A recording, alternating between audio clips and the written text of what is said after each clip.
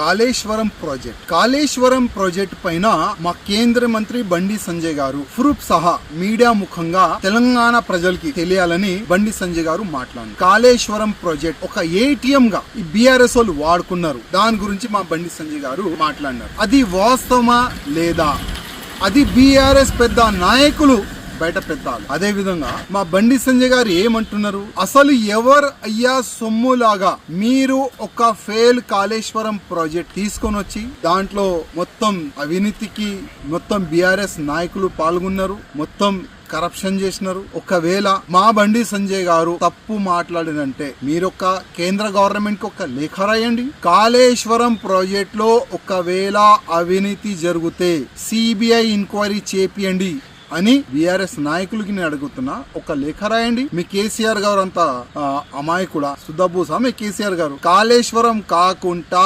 తెలంగాణలో ప్రతి ఒక్క ప్రాజెక్ట్ లో మీ ఎంత మీరు వాటా తిన్నారు అది తెలంగాణ ప్రజల ముందు మా బండి సంజయ్ గారు అదే విధంగా మా కేంద్ర మంత్రులు గారు కూడా చెప్తారు. ప్రతిసారి ప్రధానమంత్రి మోదీ గారు గాని, అమిత్ షా గారు గాని, జేపీ నడ్డా గారు గాని తెలంగాణలో ఎక్కడైనా రైలు కానీ పొలిటికల్ మీటింగ్లు కానీ ఎక్కడైనా వాళ్ళు పెట్టుకుంటే ఒకటే సబ్జెక్ట్ పైన వాళ్ళు ఫోకస్ చేసినారు, తెలంగాణలో జరుగుతున్న అవినీతి పైన. కాళేశ్వరం ప్రాజెక్ట్ తప్పు ప్రాజెక్ట్, ఒక ఏటీఎం గా కేసీఆర్ ఫ్యామిలీ వాడుకున్న దానిపైననే అందరూ మా నాయకులు మాట్లాడినారు. ఒకవేళ అన్ని బీజేపీ నాయకులు తప్పుగా మాట్లాడినారు, అది మీరు ప్రూవ్ చేయాలంటే కేంద్రంకి ఒక లేఖ రాయండి.